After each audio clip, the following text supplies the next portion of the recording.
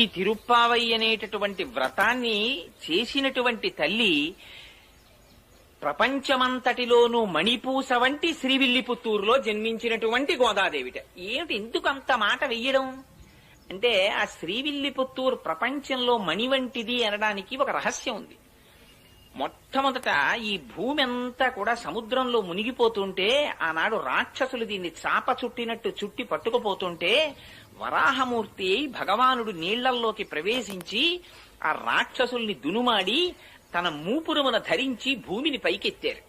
పైకెత్తిన తరువాత భూదేవిని పైకెత్తారు కాబట్టి భూమిని భరించారు కాబట్టి భూమి ఆయనకి భార్య, ఆయన భర్త. అందుకని ఆ భూమిని యథాస్థితిలో ఉంచి తన అవతార సమాప్తి చేసే ముందు భూదేవిని అడిగారు, నీకు ఇంకేమైనా కోరికుందా అని. అడిగితే భూదేవి ఆనాడు ఒక కోరిక కోరింది. స్వామి, నువ్వు ఇవాళ ఏ రూపంలో ఉన్నావో అదే